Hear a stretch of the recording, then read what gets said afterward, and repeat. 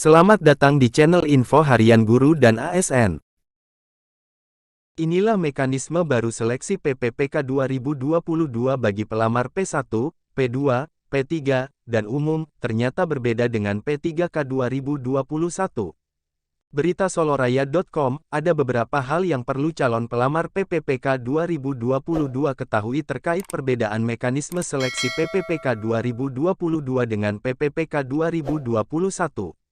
Berdasarkan mekanisme seleksinya, terdapat 6 perbedaan mekanisme seleksi PPPK 2022 dengan PPPK 2021. 6 perbedaan itu penting diketahui terutama bagi guru honorer yang akan mengikuti seleksi PPPK 2022. Sebagaimana diketahui bersama bahwa sebelumnya pada seleksi PPPK Guru 2021 menggunakan mekanisme seleksi tes. Akan tetapi pada PPPK 2022, mekanisme seleksi secara umum yang digunakan yaitu mekanisme seleksi penempatan dan observasi.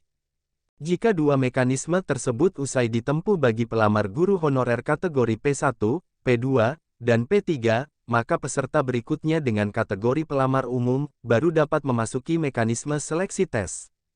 Mekanisme penempatan dan observasi dengan mekanisme seleksi tes, keduanya jelaslah berbeda. Pada PPPK 2021 peserta PPPK melewati satu mekanisme saja yaitu mekanisme seleksi tes, maka kemudian guru honorer sebagai peserta dibedakan menjadi peserta yang dinyatakan lulus dan tidak lulus.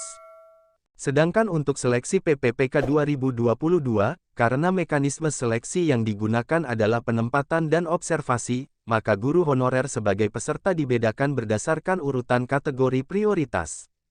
Begitupun halnya dalam hal penempatan formasi, barulah kemudian digunakan mekanisme seleksi tes. Bagi guru honorer yang telah lulus passing grade pada seleksi PPPK 2021, maka pada seleksi PPPK 2022 guru honorer dapat langsung ditempatkan pada sekolah asal atau bahkan pada sekolah dengan domisili terdekat. Hal tersebut tergantung pada analisis jabatan yang dibuka pada sekolah tempat, lokasi, wilayah mengajar yang dibuka untuk guru honorer di sana. Untuk lebih jelasnya berikut merupakan 6 perbedaan mekanisme seleksi PPPK 2022 dengan PPPK 2021 yang digunakan. 1. Pada PPPK 2022 pemerintah daerah Pemda membuka formasi berdasarkan kompetensi baik yang telah lulus passing grade maupun dengan observasi. Namun pada PPPK 2021 sebelumnya Pemda membuka formasi di suatu lokasi berdasarkan kebutuhan. 2. Pada PPPK 2022 formasi yang tersedia melekat pada guru yang berada di sekolah tempat bekerjanya, namun pada PPPK 2021 sebelumnya guru memperebutkan formasi yang tersedia.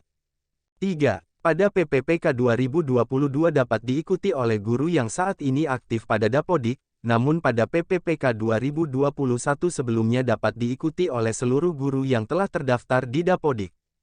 4. Pada PPPK 2022 tidak terjadi mutasi atau rotasi pergeseran, akan tetapi pada PPPK 2021 sebelumnya dapat terjadi mutasi rotasi pergeseran dalam skala besar dan serentak. 5. Pada PPPK 2022 kompetensi mempertimbangkan dimensi kompetensi profesional, pedagogik sosial dan kepribadian, namun pada PPPK 2021 sebelumnya kompetensi yang diuji merupakan kompetensi teknis profesional dan pedagogik. 6. Pada PPPK 2022 menggunakan mekanisme penempatan dan uji kesesuaian observasi, namun pada PPPK 2021 sebelumnya menggunakan mekanisme tes kompetensi. Itulah 6 perbedaan terkait mekanisme seleksi PPPK 2022 dengan PPPK 2021 yang penting diketahui oleh guru honorer sebagai calon pelamar.